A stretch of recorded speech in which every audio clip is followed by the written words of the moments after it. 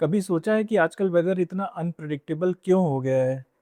कभी इतनी गर्मी पड़ती है कि लगता है कि सांस लेना ही मुश्किल हो रहा है और कभी अचानक रेनफॉल या स्टॉर्म आ जाता है। कहीं फ्लड्स आ रहे हैं, कहीं ड्रॉट्स पड़ रहे हैं और कहीं लोग एक्सट्रीम हीट वेव से परेशान हो रहे हैं। और इन सब के पीछे एक नाम जो बार बार सुनने में आता है वो है लानीना। लेकिन सवाल ये है कि लानीना एक्चुअली होता क्या है और एक्सपर्ट्स इसको लेके इतने कंसर्न क्यों हैं? सिंपल लैंग्वेज में समझें तो ला नीना एक नेचुरल क्लाइमेट पैटर्न है। ये पैसिफिक ओशियन से स्टार्ट होता है। पैसिफिक ओशियन का सरफेस वाटर जब नॉर्मल से ज़्यादा ठंडा हो जाता है तो उसका डायरेक्ट इफेक्ट दुनिया भर के वेदर सिस्टम्स पर पड़ता है। और सिर्फ एक कंट्री नहीं, पूरी दुनिया इफेक्ट होती है। इंडिया में कभी एक्सेसिव मॉनसून, अमेरिका में स्टॉर्म्स, ऑस्ट्रेलिया में फ्लड्स और साउथ अमेरिका में ड्रॉट। एक ओशियन का टेम्परेचर चेंज और इम्पैक्ट ग्लोबल लेवल पर। सुनने में स्ट्रेंज लगता है पर क्लाइमेट सिस्टम एग्जैक्टली इसी तरह इंटरकनेक्टेड है। अब इंटरेस्टिंग बात यह है कि ला नीना कोई नया फिनोमेनन नहीं है बल्कि हजारों सालों से होता आ रहा है। लेकिन इससे प्रॉब्लम अब स्टार्ट हुई है क्योंकि अब ला नीना पहले की तरह बिहेव नहीं कर रहा है। साइंटिस्ट ऑब्जर्व कर रहे हैं कि ग्लोबल वार्मिंग की वजह से इसका इम्पैक्ट और भी ज़्यादा अनप्रिडिक्टेबल और डेंजरस होता जा रहा है। पहले वेदर पैटर्न रिलेटिवली स्टेबल हुआ करते थे और लोगों को ये पता था कि किस क्लाइमेट से क्या एक्सपेक्ट करना है। लेकिन अब समर कभी नॉर्मल से ज़्यादा लॉन्ग हो जाता है, रेनफॉल एकदम रैंडम हो जाती है और विंटर्स भी इनकंसिस्टेंट लगने लगे हैं। अर्थ का एवरेज टेम्परेचर कंटिन्यूसली इंक्रीज हो रहा है, ओशियंस ज़्यादा हीट एब्जॉर्ब कर रहे हैं और जब ओशियन का टेम्परेचर अनस्टेबल होता है तो ये पूरे क्लाइमेट पैटर्न को डिस्टर्ब करता है। और इसी वजह से ला नीना और एल नीनो जैसे सिस्टम्स और भी ज़्यादा इंटेंस फील होने लगे हैं। अब अगर स्पेसिफिकली ला नीना की बात करें तो इसका इम्पैक्ट हर जगह सेम नहीं होता। और इंडिया के कॉन्टेक्स्ट में देखें तो ला नीना का कनेक्शन मॉनसून से भी होता है।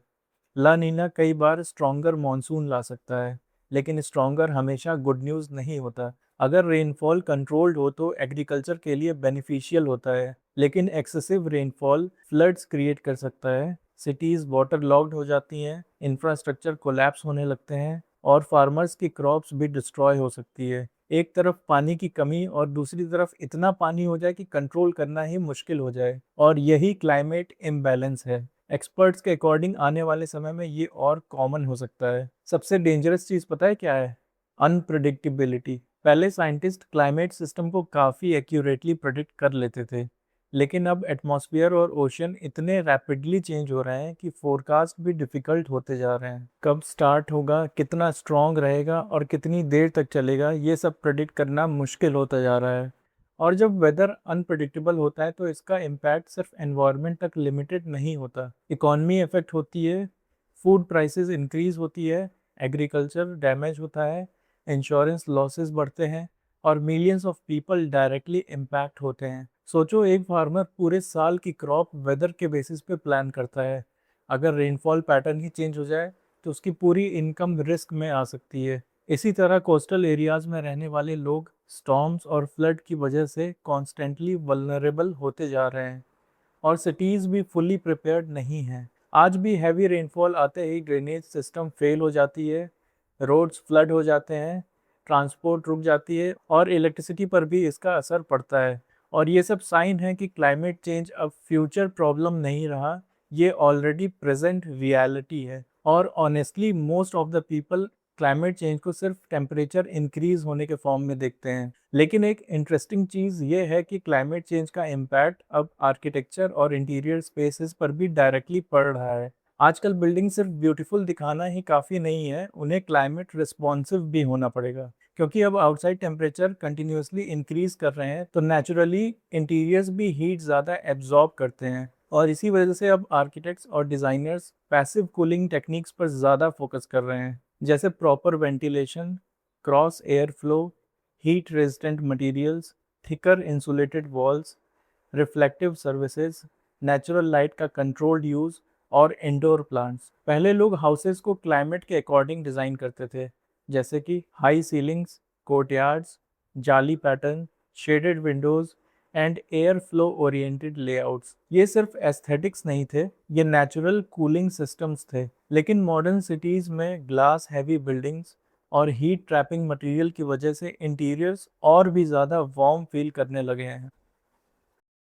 एसी डिपेंडेंसी कंटिन्यूअसली बढ़ रही है, और आयरनी देखो, इंटीरियर स्पेस को कूल करने के लिए जितना एनर्जी लगता है उतना ही ज़्यादा एनवायरनमेंट पे प्रेशर पड़ता है। इसीलिए फ्यूचर आर्किटेक्चर सिर्फ डिज़ाइन और लग्जरी का टॉपिक नहीं होगा, it will also be about survival and sustainability. एक smartly designed interior space naturally cooler feel करा सकता है, एनर्जी कंजम्पशन कम कर सकता है, और एक्सट्रीम क्लाइमेट कंडीशंस में भी कंफर्टेबल एनवायरनमेंट मेंटेन कर सकता है। और शायद इसीलिए क्लाइमेट डिस्कशन में आर्किटेक्ट्स का रोल भी इम्पोर्टेंट होने वाला है, क्योंकि फ्यूचर में बेस्ट स्पेसेस वही होंगे जो सिर्फ विजुअली ब्यूटीफुल नहीं बल्कि एनवायरमेंटली इंटेलिजेंट भी हों। लेकिन एक्चुअल इशू सिर्फ हीट नहीं है, रियल प्रॉब्लम है इनस्टेबिलिटी। इसीलिए एक्सपर्ट्स एक टर्म यूज करते हैं, क्लाइमेट विप्लैश, मतलब वेदर का रैपिडली एक्सट्रीम कंडीशंस में स्विच करना। अब क्वेश्चन ये है कि क्या हम इसको स्टॉप कर सकते हैं? तो कम्प्लीटली स्टॉप तो नहीं किया जा सकता क्योंकि ये नेचुरल फिनोमिनन है, लेकिन क्लाइमेट चेंज को स्लो डाउन करना डेफिनेटली पॉसिबल है। Renewable energy,